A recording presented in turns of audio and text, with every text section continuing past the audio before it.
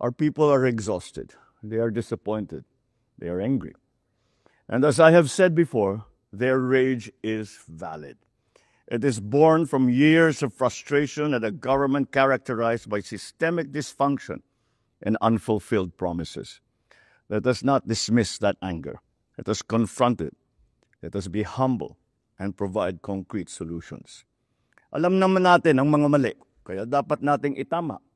Reforming our government is the only way we have to win back the trust of our people.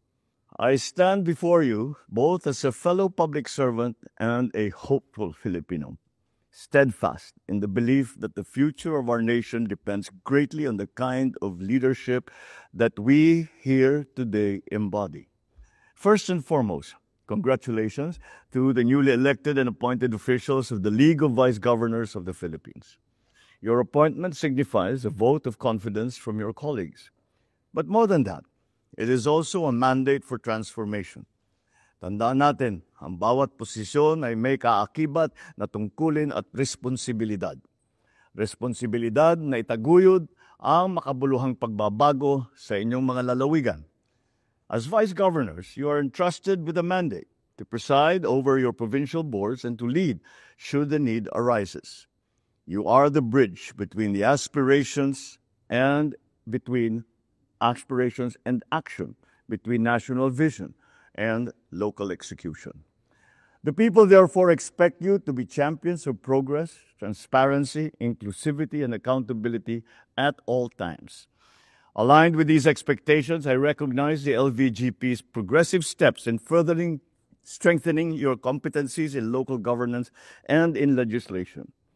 Through the League's facilitation of capacity-building activities and regional summits and assemblies, you have deepened the understanding of global best practices in governance, digital transformation, and urban development. May we embed this commitment in the culture of public service, always learning, always improving, all for the greater good of those that we serve.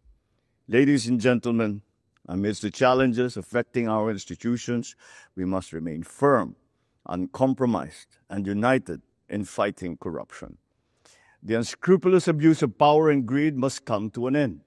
Dismayado ang maraming Pilipino dahil sa mga patong-patong na isyong lumulunod sa kanila araw-araw. Our people are exhausted. They are disappointed. They are angry. And as I have said before, their rage is valid. It is born from years of frustration at a government characterized by systemic dysfunction and unfulfilled promises. Let us not dismiss that anger. Let us confront it. Let us be humble and provide concrete solutions. Alam naman natin ang mga mali, kaya dapat nating itama. Reforming our government is the only way we have to win back the trust of our people. We come from different provinces and parties and have varying perspectives, but we are all united in our commitment to serve the Filipino people. Patunayan natin na wala sa kulay ng politika ang tunay na paglilingkod. Ito ay nasa puso, nasa konsyensya, at higit sa lahat ay nasa gawa. I know we have it in us to deliver the service to our people, that which they rightfully deserve. Ibigay natin yun sa kanila. Ibigay natin sa mga anak at apo natin ang isang pamahalaang marangal at maipagmamalaki nila. So if we truly believe in a bagong Pilipinas, then we as leaders must be the very examples of a bagong Pilipino. Tapat, disiplinado, at may tunay na malasakit para sa bayan.